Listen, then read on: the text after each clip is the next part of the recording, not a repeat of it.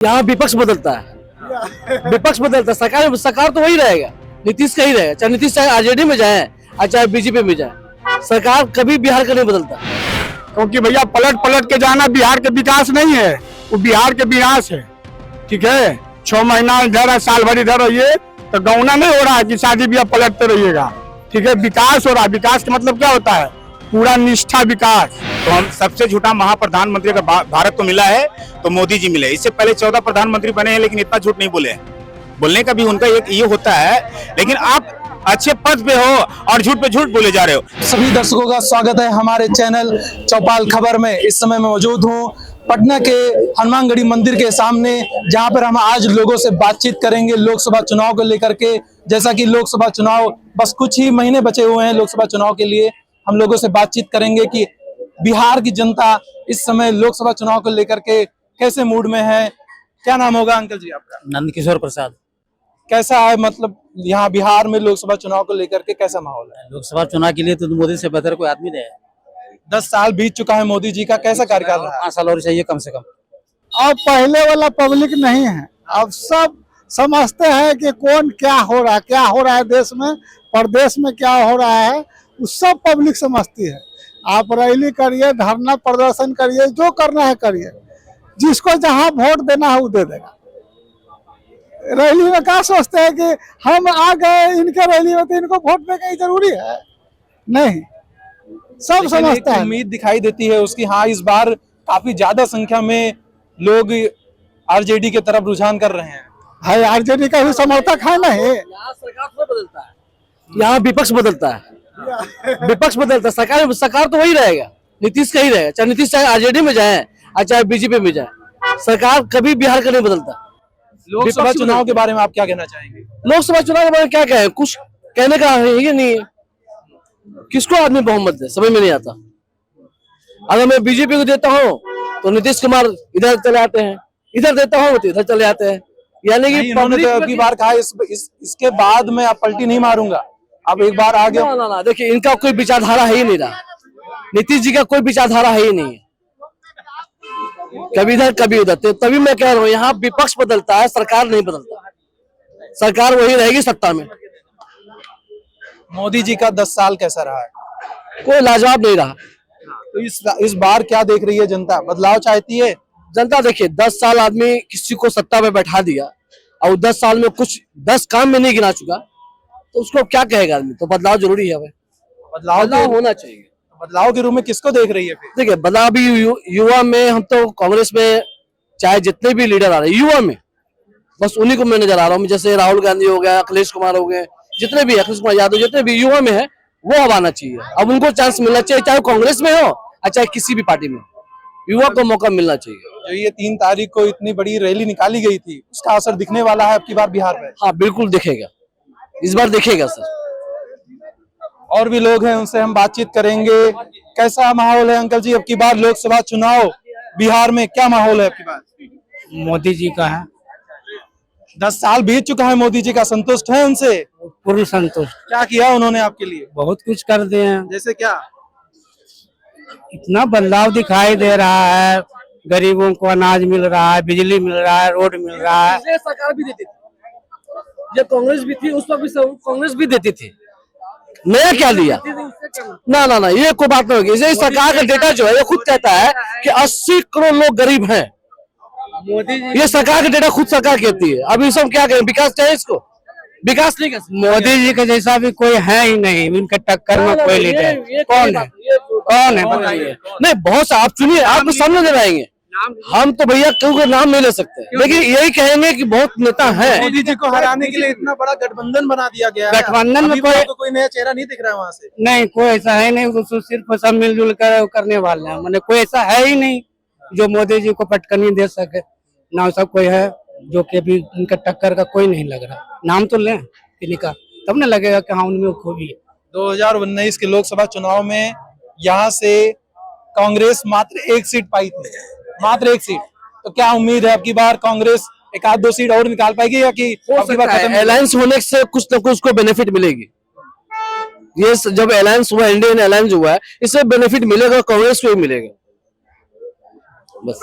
एक चीज और जो युवाओं में सबसे बड़ा विरोध है वो अग्निवीर योजना जो चलाई गई थी उसको लेकर। आप तो लोग उसमें जाने के लिए पूरा उत्सुक हैं, आप तो बिल्कुल उत्सुक हैं। कह रहे हैं जॉब दिया गया, कोई भी जॉब निकल रहा है अभी शुरू टीचर वाला भी 4000 में बहाली निकला था, लोग विरोध किए, लेकिन आज भी टीचर के लिए लोग मारा मारी कर रहे हैं। लोग समझते नहीं, बाद में समझते हैं। तो जॉब अगर कोई भी जॉब निकल रहा है अब तो उसमें भी जाने के लोग मारा मारी कर रहे हैं, इसलिए सब कोई बात नहीं। अग्निवीर भी लोग जा रहे हैं और जाने के लिए मारा मारी कर रहे हैं। एक तरफ मोदी जी 400 पार के दूसरा बार बार कर रहे हैं। मोदी जी अमित शाह जो गृह मंत्री से एक अच्छे पत्रकार ने पूछा कि आप 400 पार की बात कर रहे हैं, तो आप एक बात बताइए अमित शाह जी, दक्षिण क्षेत्र में आपसे 132 सीट है जहां पे खाता ही नहीं खुलता है, तो 543 में से 132 माइनस कीजिए कितना बचता है? तो भाई यहाँ पे बिहार के लोग उनको 2 बार चांस दे चुके हैं, 10 साल उनका बीत चुका है, क्या विकास हो रहा है कुछ? एक बात ये बताइए, बिहार के लोग हम लोग तो 39 सीट उनको दिए ना, एक भी बढ़िया केंद्र में उनको मंत्री बनाया, बढ़िया कोई भी मंत्री को बनाया, 39 सीट तो दे दिए उनको। न यहाँ पे एक फैक्ट्री खुला, न एक एम्स की बात भी की है दरभंगा में, जो अभी वहाँ पे मिट्टी भी नहीं भरा है, एयरपोर्ट भी नहीं खुला। अब बताइए ना, यहाँ पूरी तरह से फैक्ट्री जो बंद है, पूरी तरह से फैक्ट्री जो बंद है, जो बंद ही पड़ा है। न एक यूनिवर्सिटी पढ़ने के लिए बोला, और पढ़ाई पे तो ऐसा किया कि कोई भी कंट्री टैक्स नहीं लेता है। हमारे मोदी सरकार ने 18% टैक्स जीएसटी लगा दिया। आप बता सकते हैं 2 करोड़ की वादा किए, पूरा नहीं किए, महंगाई कम करने की बात की, वो भी पूरा नहीं किए, अच्छे दिन लाने की बोले थे कि काला धन वापस लाऊंगा 100 दिन में, 10 साल मौका दिया भारत के लोग, उनको 10 साल तक मौका दिया, कहाँ काला धन?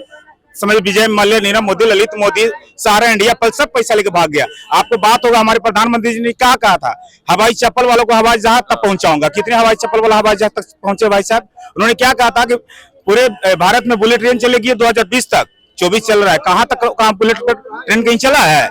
आप एक बात बताइए, उन्होंने कहा था कि हर साल 100 स्मार्ट सिटी बनाएंगे, 10 साल के बाद भी उनको कल याद आया, परसों पेपर में देख रहे थे, बिहार में 4 को विशेष स्मार्ट सिटी का आया था, पटना आया था, मुजफ्फरपुर, भागलपुर, बिहार शरीफ। तो पटना गायब है, भागलपुर गायब है, बिहार शरीफ गायब है, सिर्फ मुजफ्फरपुर को उनको याद आया। पूरे भारत की बात किए थे हर साल, तो सिर्फ 36 स्मार्ट सिटी उनको दिखाई दे रहा है, जो अब तक कम से कम 1000 स्मार्ट सिटी पूरे भारत में बनना चाहिए था। उसके बाद उन्होंने कहा था कि अपने क्षेत्र में जितने संसद है ना, सबको एक पंचायत, 10 पंचायत बनाना होगा हर साल। तो समझिए कि हर साल के अगर बिहार की 39 सीट ले लिया जाए, तो अगर 39 गुना 10 गुना किया जाए तो 390 तो बिहार में बनना चाहिए था। कहाँ वो गांव में होंगे, कहाँ 10 पंचायत कहीं बना है?